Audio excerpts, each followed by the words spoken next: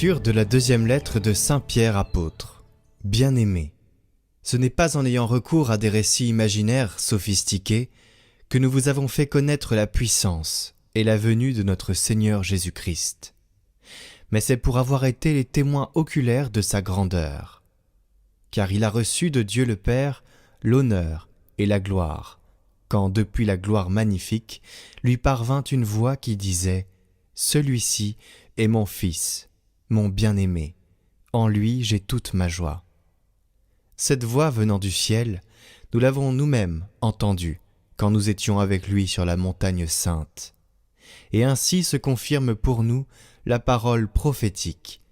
Vous faites bien de fixer votre attention sur elle, comme sur une lampe brillant dans un lieu obscur, jusqu'à ce que paraisse le jour et que l'étoile du matin se lève dans vos cœurs.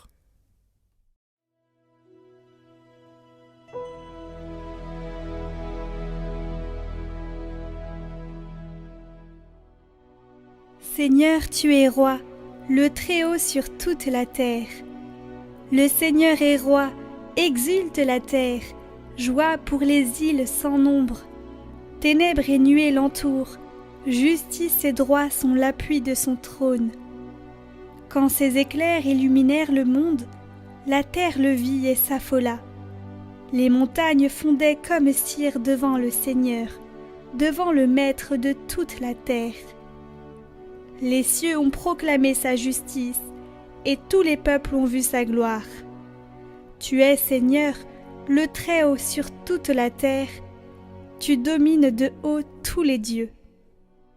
Le Seigneur est roi, le Très-Haut sur toute la terre.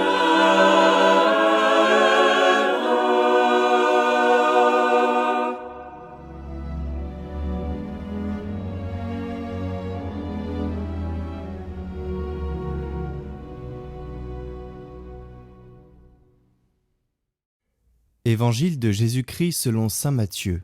En ce temps-là, Jésus prit avec lui Pierre, Jacques et Jean son frère, et il les amena à l'écart sur une haute montagne.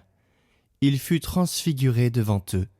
Son visage devint brillant comme le soleil, et ses vêtements blancs comme la lumière. Voici que leur apparut Moïse et Élie, qui s'entretenaient avec lui. Pierre alors prit la parole et dit à Jésus : « Seigneur, il est bon que nous soyons ici.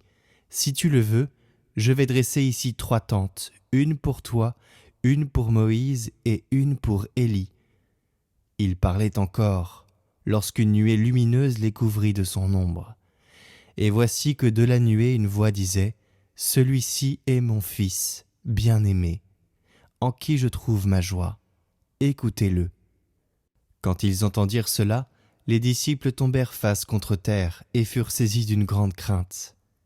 Jésus s'approcha, les toucha et leur dit : « Relevez-vous et soyez sans crainte. » Levant les yeux, ils ne virent plus personne, sinon lui, Jésus seul. En descendant de la montagne, Jésus leur donna cet ordre : « Ne parlez de cette vision à personne, avant que le Fils de l'homme soit ressuscité d'entre les morts. »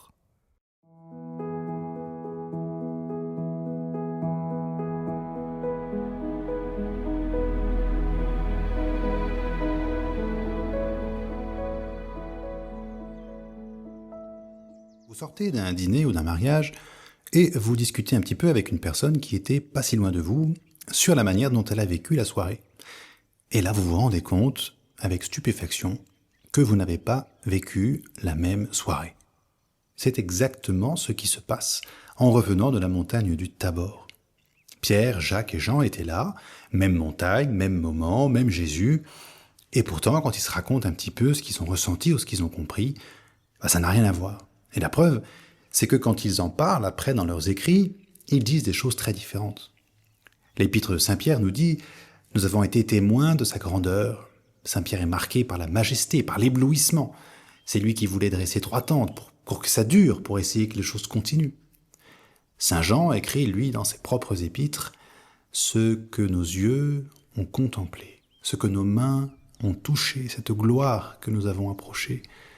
C'est ce même Saint Jean qui sera là, contemplatif, au pied de la croix. Et son évangile rapproche très nettement ces deux événements, la gloire du Tabor et l'horreur du Golgotha. Saint Jacques, lui, sera le premier à mourir martyr, et ce qu'il a reçu ce jour-là, on le voit en particulier dans la gloire du don de sa vie.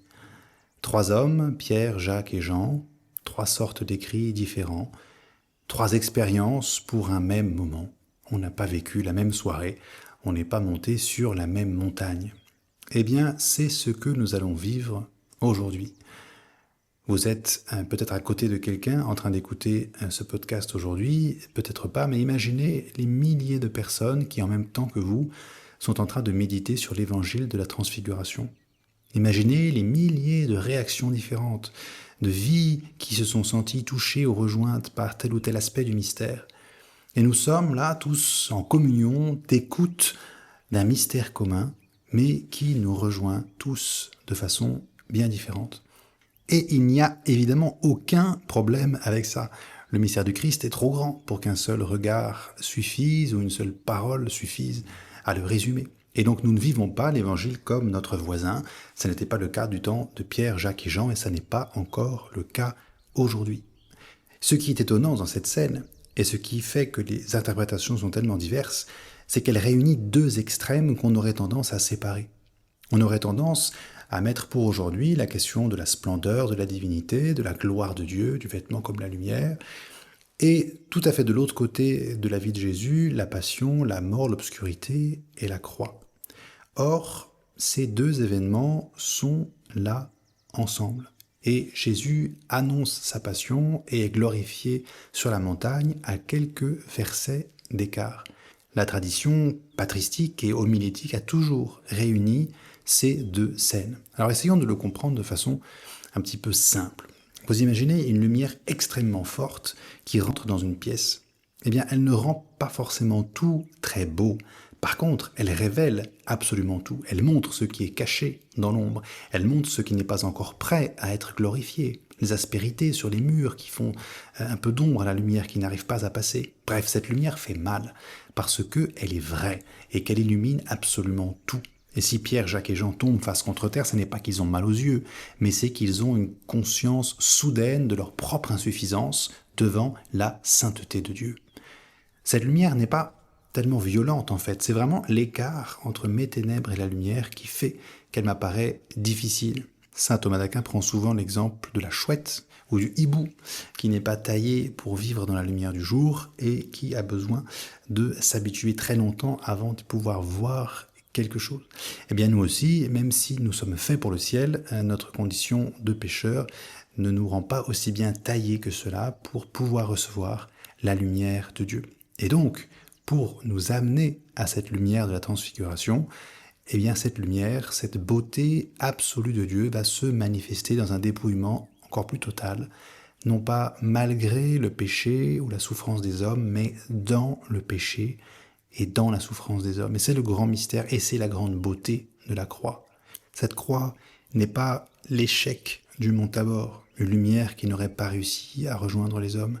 Cette croix, c'est la victoire totale de la gloire de Dieu, victoire totale d'un amour qui a réussi à se rendre encore plus vulnérable, un amour qui a dit oui jusqu'au bout, un amour où on ne s'écrase pas par terre quand on le reçoit, c'est lui qui s'écrase et c'est lui qui se met à nos pieds pour pouvoir humblement rejoindre notre cœur. La lumière des Tabors et la lumière de la croix est une seule et même lumière, c'est la lumière de l'amour de Dieu. Le Tabor nous dit ce que vous avez de la peine à contempler, ce que vous n'arrivez pas à recevoir, sur cette montagne, je vais vous le donner sur une autre.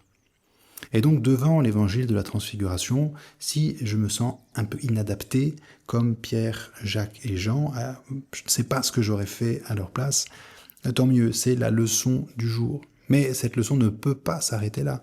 Car si je ne peux pas recevoir la lumière de Dieu telle qu'elle se donne dans cette immense clarté de la transfiguration, je dois nécessairement me poser la question « Comment est-ce que je peux la recevoir ?»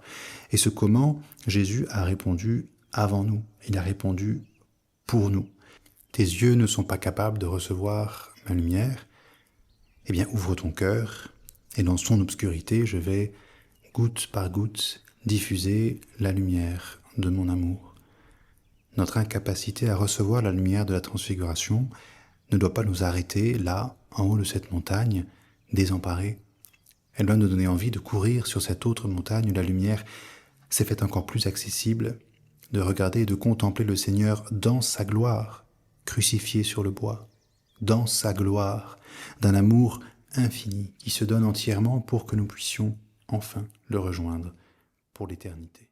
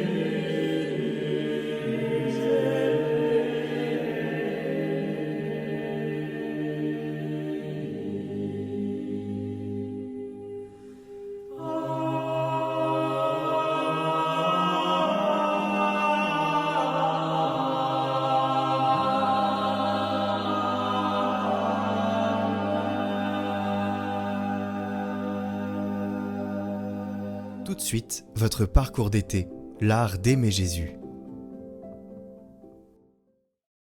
Jeudi 6 août, le 5e moyen le plus indispensable à la vie spirituelle et à l'acquisition de l'amour envers Jésus-Christ, c'est la prière. Le Seigneur veut nous dispenser ses grâces, mais il veut qu'on le prie, voire qu'on l'importune, qu'on lui fasse par la prière une sorte de violence. C'est la pensée de saint Grégoire. Dieu veut être prié, il veut être forcé, il veut être comme vaincu par notre importunité. La force de la prière n'est pas dans nos mérites. Pour obtenir les grâces, elle ne s'appuie pas sur le mérite, mais sur la miséricorde divine, sur la seule miséricorde de Dieu qui a promis d'exaucer qui le prie. Et notre divin Sauveur lui-même, pour bannir toute crainte de nos prières, nous a dit « En vérité, je vous le dis, si vous le demandez quelque chose à mon Père en mon nom, il vous le donnera. » C'est comme s'il disait « Pécheurs, vous ne pouvez vous prévaloir d'aucun titre pour obtenir les grâces de Dieu. Voici comment vous y prendre. Les grâces que vous désirez, demandez-les à mon Père en mon nom, c'est-à-dire par mes mérites et pour l'amour de moi. Sollicitez alors ce que vous voudrez et tout vous sera accordé. » Mais notons bien cette parole. En mon nom, c'est-à-dire, comme l'explique saint Thomas, au nom du Sauveur, par où il s'entend que les grâces demandées doivent se rapporter à notre salut éternel. Donc, ne l'oublions pas, la promesse divine ne regarde pas les grâces temporelles. Sont-elles utiles au salut? Dieu les accorde, sinon il les refuse. Aussi, les faveurs temporelles, il ne les faut demander que sous cette condition, qu'elles soient avantageuses pour notre âme. Mais s'agit-il de grâce spirituelle? Alors confiance, et confiance assurée, sans aucune condition. Disons à Dieu, « Père céleste, au nom de Jésus-Christ, délivrez-moi de cette tentation, donnez-moi la sainte persévérance, donnez-moi votre amour, donnez-moi le paradis. » Aujourd'hui, ce texte de saint Alphonse de Liguori tombe très bien puisque nous célébrons le mystère de la transfiguration et que ce 4e mystère lumineux nous fait demander la grâce du recueillement et de la prière. Ici, saint Alphonse parle en particulier de la prière de demande, la prière par laquelle je peux obtenir la grâce de Dieu qui m'est indispensable pour mériter le ciel. La prière est donc absolument nécessaire pour aller au ciel. Celui qui prie se sauve certainement. Celui qui ne prie pas se damne certainement, dit aussi saint Alphonse dans son ouvrage « Le grand moyen de la prière ». La prière de demande doit être faite avec une grande foi, une grande confiance en Dieu notre Père, qui sait mieux que nous ce dont nous avons besoin. Je vous le dis en vérité, dit Jésus, si quelqu'un dit à cette montagne « ôte-toi de là et jette-toi dans la mer », s'il ne doute pas dans son cœur, mais qu'il croit que ce qu'il dit arrivera, il le verra s'accomplir. L'autre qualité indispensable à la prière est l'esprit d'abandon à la volonté de Dieu. Je peux demander une grâce pour ma vie spirituelle, mais si Dieu, qui ne se trompe pas, juge que je peux devenir plus saint en étant privé de cette grâce, alors il ne me l'accordera pas. Moi, de mon côté, je dois chercher une union toujours plus grande avec Dieu, et alors je serai plus saint que si j'avais obtenu cette grâce. Ce qui importe au final, ce n'est pas l'obtention de telle ou telle grâce, mais c'est une union à Dieu toujours plus grande.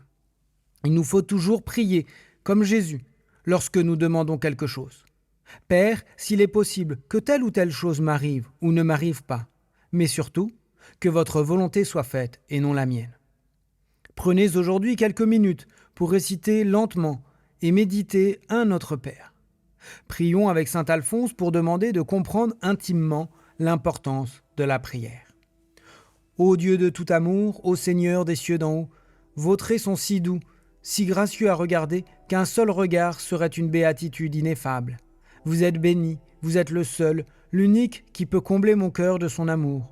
Ô beauté suprême et splendeur infinie, ô source intarissable et océan de délices, ô vie qui me fait vivre ma véritable vie d'en haut, je vous donne, Seigneur, mon amour tout entier.